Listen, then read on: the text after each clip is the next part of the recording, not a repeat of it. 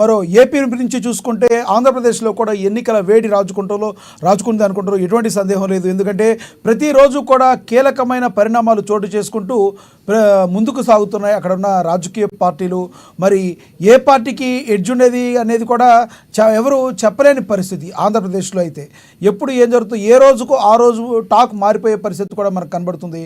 దానిలో ముఖ్యంగా కడప నుంచి చూసుకుంటే కడపలో ఏ రకంగా ఉంది, వైసీపీ పార్టీకి పోటీ మరో పార్టీ నిలబడనుందా, లేదంటే టీడీపీ పార్టీకి కంటే కూడా వైసీపీ పార్టీ ఎడ్జ్ కనబడుతుందా అనే దాన్ని మా ప్రతినిధి యూసఫ్ అందిస్తారు. యూసఫ్, చెప్పండి, కడపలో అక్కడున్న ప్రస్తుత పరిస్థితి ప్రకారం ఏ పార్టీకి ఎడ్జ్ ఉండే అవకాశం కనబడుతుంది, అక్కడ ఎన్నికల ప్రచారాలు ఏ రకంగా జరుగుతున్నాయి?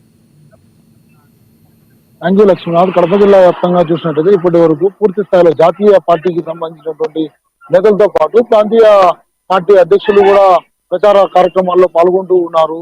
వందల కొద్ది జనాలను సమీకరించి వారి యొక్క బహిరంగ సభలను నిర్వహిస్తా ఉన్నారు. అన్ని పార్టీలకు కూడా స్థానికంగా ఎవరైతే ఉన్నారో నేతలు, వారందరూ కూడా స్థానికంగా ఉన్నటువంటి కూలీలందరినీ కూడా అక్కడికి తరలించి ఈ యొక్క కార్యక్రమాలు నిర్వహిస్తున్నట్లు తెలుస్తా ఉంది. ఒక పార్టీకి వచ్చినటువంటి ప్రచార కార్యక్రమాల్లో ఎవరైతే ప్రజలు పాల్గొన్నారో వారే మరొక పార్టీలో కూడా పాల్గొంటా ఉన్నారు.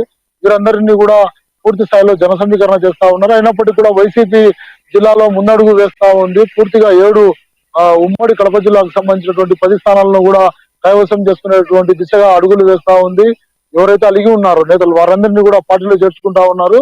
వారికి అందరికి కూడా కావాల్సినటువంటి పదవులను కేటాయిస్తామని చెప్పి అటు ఎంపీ అవినాష్ రెడ్డి కావచ్చు, మరోపక్క మిథున్ రెడ్డి కావచ్చు, వీరందరికీ కూడా హామీలు గుప్పిస్తా ఉన్నారు.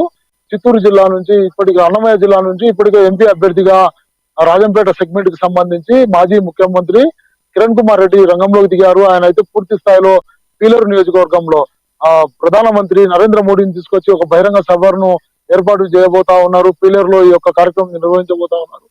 అందుకు అనుగుణంగానే రైల్వే కోడూరుకు సంబంధించిన వ్యవహారంలో ఇప్పటికే పవన్ కళ్యాణ్ తో పాటు అటు టీడీపీ జాతీయ అధ్యక్షుడు నారా చంద్రబాబును కూడా రంగంలోకి దింపారు. వారందరూ కూడా వచ్చి ప్రచారం చేశారు. ఇవాళ కూడా కడప ఉమ్మడి కడప జిల్లాకు సంబంధించినట్టయితే రాయచోట్లో చంద్రబాబు యువక ప్రజాగలం పేరుతో కార్యక్రమాన్ని నిర్వహిస్తా ఉన్నారు. దానికి కూడా జన సమీకరణ చేశారు. పూర్తిగా కడప నియోజకవర్గంలో కూడా రెడ్డప్పగారి శ్రీనివాసరెడ్డి కావచ్చు, మాధవిరెడ్డి కావచ్చు, వీరు కూడా ఈరోజు సాయంత్రం చంద్రబాబుని ఇక్కడికి ఆహ్వానించారు. ఇక్కడ కూడా ప్రజాగలం కార్యక్రమం నిర్వహించబోతా ఉన్నారు. మరోపక్క అవినాష్ రెడ్డితో పాటు అవినాష్ రెడ్డి సతీమణి కూడా ప్రచార కార్యక్రమంలో పాల్గొంటా ఉన్నారు. సీఎం సొంత నియోజకవర్గం పులివెందులలో అయితే వైఎస్ భారతి పూర్తిగా ఇంటింటికి తిరుగుతా ఉన్నారు. తాము చేసినటువంటి అభివృద్ధి కార్యక్రమాలకు సహకరించాలి, మీరందరూ తమకు ఓట్లేసి ఈసారి ఆశీర్వదించాలని చెప్పి కోరుతా ఉన్నటువంటి నేపథ్యం. 10 నియోజకవర్గాల్లో కూడా హోరాహోరీగా ఈ యొక్క కార్యక్రమాలు కొనసాగుతా ఉన్నాయి. మరోపక్క వైఎస్ షర్మిల కూడా తమ పార్టీకి సహకరించాలి, కాంగ్రెస్ పార్టీని ఆదరించండి, మీకు రాబోయే రోజుల్లో తమ పార్టీ తరఫున నేను పూర్తిగా అండగా నిలబడతాను, జిల్లాలో నేను జిల్లా వాసిని అని చెప్పి ఆమె ఒక పక్క ప్రచారం కొనసాగిస్తా ఉన్నారు. 3 పార్టీలు కూడా ప్రధానంగా పోటీ పడతా ఉన్నాయి. కూటమి సభ్యులు అయితే కాస్తంత సల్లబడే ప్రచారం చేస్తా ఉన్నారు. వైసీపీకి మరో కాంగ్రెస్ పార్టీకి ఈ 2 పార్టీల ప్రచారాలు అయితే ముమ్మరంగా కొనసాగుతా ఉన్నాయి. ప్రజలు కూడా వందల సంఖ్యలో పాల్గొంటా ఉన్నారు. వీరందరూ కూడా ఏ పార్టీకి ఓటు వేస్తారని చెప్పేసి ఇప్పటికి కూడా అంతర్మదనం కొనసాగుతా ఉంది. ప్రధానంగా నిలిచిన నాయకులు కూడా అంతర్మదనంలో ఉన్నారు. ఎవరు అన్ని పార్టీలకు సంబంధించిన మీటింగ్లలో ప్రజలందరూ కూడా పాల్గొంటా ఉన్నారు. ఒక మీటింగ్ వచ్చిన ప్రజలు మరో పార్టీ మీటింగ్ కూడా హాజరవుతా ఉన్నారు. వీరు ఎవరికి సహకరిస్తారు, ఎవరికి ఏ ఓటు వేస్తారని చెప్పేసి ఒక పెద్ద చర్చ అయితే కొనసాగుతా ఉంది. పూర్తిగా చూసినట్టు అధికార పార్టీ అయితే పూర్తిగా ధీమా వ్యక్తం చేస్తా ఉంది. ఉమ్మడి కడప జిల్లాలో 10 నియోజకవర్గాలను తాము కైవసం చేసుకుంటాము, దాంతో పాటు 2 ఎంపీ స్థానాలను కూడా తమ కైవసం చేసుకునేటువంటి అవకాశం ఉంది. తమకు ప్రజలు ఆ విధమైనటువంటి భరోసా ఇస్తా ఉన్నారని చెప్పేసి ఆశిస్తా ఉన్నారు. ఇవన్నీ వైసీపీకి అయితే ప్రెజెంట్ యూసఫ్, అయితే ముఖ్యంగా చూసుకుంటే కడప జిల్లా వ్యాప్తంగా మనందరికీ తెలుసు వైసీపీకి గట్టి పట్టున్న ప్రాంతం కడప జిల్లా. ముఖ్యంగా దానికి ప్రధాన కారణం ఏంటంటే రాజశేఖర రెడ్డి గారి చరిష్మా. రాజశేఖర రెడ్డి చరిష్మా వలన ఈరోజు కడప జిల్లాలో అక్కడున్న పరిస్థితుల్లో వైసీపీకి ఆ పట్టు కొనసాగుతుందని చెప్పుకోవచ్చు. మరి అదే కడప జిల్లా నుంచి ఇప్పుడు షర్మిల ఎప్పుడైతే మీకు కాంగ్రెస్ పార్టీలో జాయిన్ అయ్యారో, మరి షర్మిలకి కాంగ్రెస్ పార్టీకి కొన్ని ఓట్లు చేరడం వలన ముఖ్యంగా జగన్మోహన్ రెడ్డికి వైసీపీకి ఏమన్నా నష్టం చేకూరే అవకాశం కనబడుతుందా అక్కడ కొంతవరకు?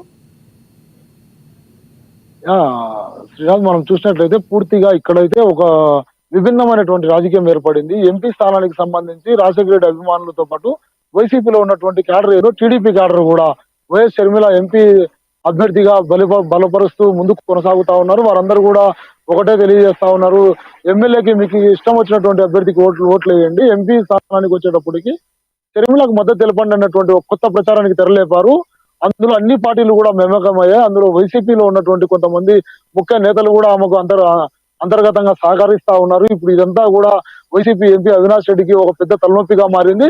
ఎమ్మెల్యేల వరకు అటు టీడీపీకి సంబంధించిన వారు కావచ్చు, ఇటు వైసీపీకి సంబంధించిన వారు కావచ్చు, అందరూ కూడా పూర్తిగా షర్మిలకు సహకరించేటువంటి తత్వంలో ముందుకు కొనసాగుతా ఉన్నారు. ఒకే కుటుంబం నుండి వైఎస్ బిడ్డగానే పరిగణించాలి, ఈమెకు ఎంపీగా ఈసారి మనం అవకాశం కల్పించాలి, ఎంపీగా ఈమె గెలిస్తే కేంద్రంలో రానున్న రోజుల్లో ఏదైనా బిల్లులను అపోజ్ చేయాలన్నప్పుడు ఈమె మనకు పనికొస్తుందని చెప్పేసి పూర్తిగా ఇటు ఎస్సీ, ఎస్టీ, బీసీ, మైనార్టీ వర్గాలు కూడా ఆమెకు పూర్తిగా మద్దతు తెలుపుతా ఉన్నాయి.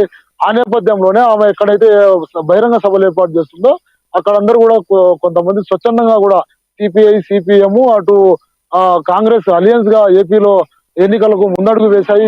వీటన్నిటికీ పరిణామాలుగానే వారందరూ కూడా తరలి వస్తా ఉన్నారు, ఆమెకు సహకరిస్తా ఉన్నారు. అంతర్గతంగా కూడా ఇదే వ్యవహారం కొనసాగుతా ఉంది. ఎక్కడ కూర్చున్నా కూడా ఇదే చర్చ కొనసాగుతా ఉంది. అవినాష్ రెడ్డిని ఒక హంతకుడుగా చిత్రీకరిస్తా ఉన్నారు. ఆయనను పక్కన పెట్టాలి, ఈసారి వివేకానంద రెడ్డి కళలను సాకారం చేయాలని చెప్పేసి వివేకానంద రెడ్డి కుమార్తె మరోపక్క పులివెందుల, లింగాల ఈ మండలాల్లో ఆమె ప్రచారం కొనసాగిస్తా ఉంది. అందుకు ధీటుగా కూడా ఆ అవినాష్ రెడ్డి సపోర్ట్ గా ఈ పక్క భారతి కావచ్చు, ఆ పక్క వారి సతీమణి కావచ్చు, అందరూ కూడా దీన్ని అపోజ్ చేస్తా ఉన్నప్పుడు కూడా ప్రజలు ఒకే విధంగా చూస్తా ఉన్నారు. ఎంపీగా ఈసారి షర్మిలకు అవకాశం ఇవ్వాలి అని చెప్పేసి ఆశాభావం వ్యక్తం చేస్తా ఉన్నారు. ప్రజల్లో కూడా ఈ విధమైనటువంటి అభిప్రాయం వ్యక్తం అవుతా ఉంది. ఎక్కడ 10 మంది గుమ్మికూడినా కూడా అక్కడ ఇదే చర్చ ప్రధానంగా. ముఖ్యమంత్రిగా కావాలంటే జగన్ కు సహకరిస్తాము, కానీ ఎంపీగా కేంద్రంలో తమకు కావాల్సినటువంటి సహకారాలను అందించడంలో పోటీ చేయడానికి కానీ అక్కడ పోరాడానికి కానీ షర్మిల లాంటి ఒక మహిళ కావాలని చెప్పేసి కూడా వీరందరూ భావిస్తున్నటువంటి పరిణామాలు మనకు జిల్లాలో కనబడతా ఉన్నాయి. అందుకు ధీటుగా కూడా అవినాష్ రెడ్డి ఎప్పుడు చేయనటువంటి ప్రచారాన్ని ఇప్పుడు జిల్లాలో ఉన్నటువంటి 7 మంది ఎమ్మెల్యేలు కూడా వారి సతీమణులతో పాటు వారి కుటుంబ సభ్యులందరినీ కూడా ప్రతి ఇంటికి పంపిస్తా ఉన్నారు, ఓట్లను అభ్యర్థిస్తా ఉన్నారు. ఈసారి మాకు అవకాశం ఇస్తే ఈ 5 ఏళ్ల పాటు చేసినటువంటి అభివృద్ధి మరింత ముందుకు కొనసాగుతుంది అని చెప్పి వారు ప్రచారం చేస్తున్నప్పటికీ కూడా అవినాష్ రెడ్డి ఓడించాలి, తనకు అవకాశం కల్పించాలని చెప్పేసి షర్మిల కూడా గట్టిగా ప్రయత్నిస్తుంది. ఇందుకు అనుగుణంగా టీడీపీ కూడా సహకారం లోపాయకారికంగా అందిస్తా ఉంది. భూపేష్ రెడ్డి ఎవరైతే ఆదినారాయణ రెడ్డి అన్న కుమారుడు నారాయణ రెడ్డి కుమారుడు ఉన్నాడో, భూపేష్ రెడ్డి కేవలం నియోజకవర్గం జమ్మలమడుగు నియోజకవర్గం వరకు మాత్రమే అతను అభ్యర్థిగా పరిచయము. ఆ నియోజకవర్గంలో అతనికి పట్టు ఉంది. కానీ జిల్లా వ్యాప్తంగా కూడా ఎంపీ స్థానానికి అతన్ని కేటాయించడంలోనే లోపాయకారికంగా వీళ్ళకు పొత్తు కుదిరిందని చెప్పేసి వైసీపీ భావిస్తా ఉంది. ఈ నేపథ్యంలో టీడీపీకి సంబంధించిన కొంతమంది ఎమ్మెల్యేలు కూడా షర్మిలకు ఒక ఓటు వేయండి, ఒక ఓటు తమకు వేయండి అని చెప్పి అభ్యర్థిస్తా ఉన్నారు. ఇదంతా ఈసారి జిల్లాలో ఒక విచిత్రమైనటువంటి రాజకీయ రంగంగానికి తెరరేపిందని చెప్పి మనం భావించవచ్చు.